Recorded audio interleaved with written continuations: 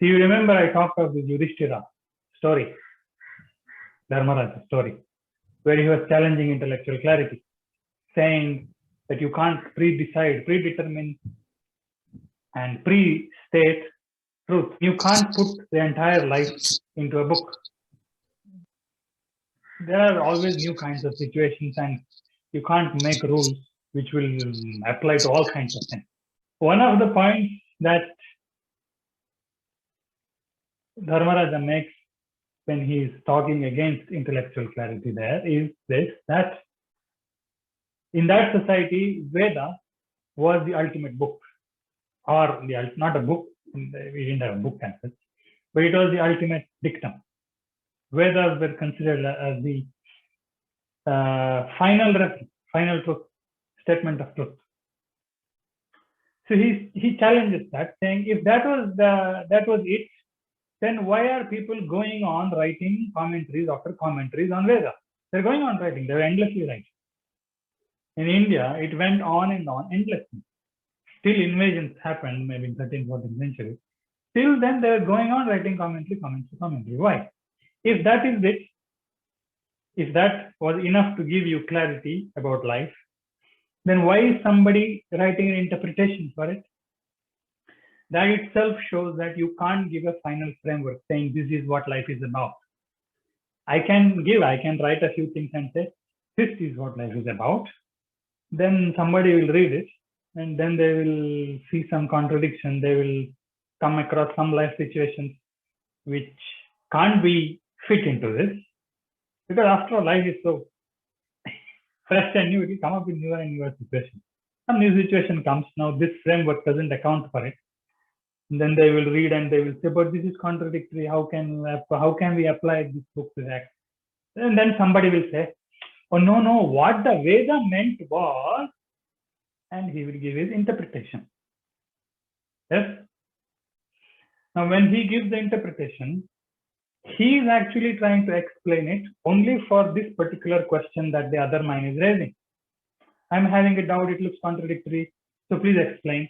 So somebody is coming and trying to give an explanation just to fill in that particular contradiction, and it will be applicable to that particular situation only. Now, suppose this fellow dies, who gave that interpretation dies. After 20, 30 years, somebody reads the interpretation and they come across a new situation which is not accounted for by this interpretation. Now what? Now another fellow will come. What he meant in this interpretation was, and they will give his interpretation of that interpretation. Yes? To account for this new kind of situation which is coming. New kinds of situations will keep coming. They will never end, which means what? Your books will never end. Interpretations will go on and on and on. They're happening for good reason. I'm not saying it is useless. Because somebody didn't have the clarity of perception. They saw contradiction in the initial set of statements given by somebody. So they could not reconcile. Now somebody had some clarity of perception. They came and filled up those things, contradictions, because they had clarity of perception. They filled it up. For that particular situation, they showed it to them. Okay, this is how the contradiction can be reconciled. And that fellow was happy, whoever asked the question, and he went away. But this very interpretation I made in a particular century will show contradiction some other time. Human intellect is evolving all the time. Evolving means it is all the time evolving like a rat. It does not want to get cornered. It will find newer and newer ways to escape. Somehow it will escape. It will not allow itself to get cornered by somebody, challenged by somebody. My conclusions I want to somehow protect. So it will evolve, it will become smarter and smarter. So you will need smarter people who have clarity of perception to come and stop that. Stop them from escaping. They have to give their interpretation. And if you have to put it into the pixel analogy, do you remember the pixel analogy I gave last time? Saying pixels are limited to number of pixels. They can't capture the entirety of that reality. There will be limited amount of pixels and limited amount of data.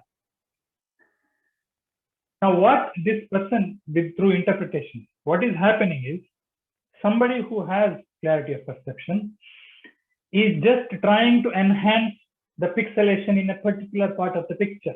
That's all they're trying to do. Somebody who was smart enough, they zoomed into the initial picture and they saw pixelation and patchy things, and they said, oh, what is this? This is all contradictory. So somebody who has clarity of perception came, they increase the pixelation so it becomes more clear. See, what is this? This is what it is about. Earlier, only 4 pixels were there. I made the 4 pixels into 4,000. Now there is clarity of that about that part because they had the clarity of perception. They articulated it and they increased the pixelation, but it is still pixelated. Whatever they express will always be limited. Intellectual clarity can't account for the whole life. This zooming in is endless. As long as you are relying totally on your intellect, you can go on zooming. The only end to this is that you come to clarity of perception. After that, that intellectual framework will not matter to you. You will not be trying to refer to that intellectual framework to solve your life. You will be solving your life using your clarity of perception, which doesn't have pixelation. The moment you make it intellectual, it has pixelation. So that was what was happening in India. When he's using that point to challenge intellectual clarity, that we can't come to a premeditated clarity about life as a whole. So you're saying scriptures are growing endlessly. Why do you say Vedas are the ultimate truth? If it was the ultimate truth, what was the need to interpret it anyway? So he is not questioning Veda, he is actually questioning intellectual clarity. It doesn't mean what scripture it is. A set of statements can't account for the whole thing. It will become vague and people will start using it for their own convenient purposes after some time. So somebody has to come and zoom a little more and give them more clarity. And that was what was happening in India endlessly. And now after some time it stopped, after invasions and all happened. I think this is one of the differences because of which you can't call Hinduism as a religion, because they never said this is it, this is the scripture and this will do everything for you. This, whatever is written in it is ultimate thing. They never stopped. They went on writing, they say all these words, bhashya, vyakhyana, vritti, tika, endlessly. They were going on writing commentaries after commentaries after commentaries after commentaries. They never stopped.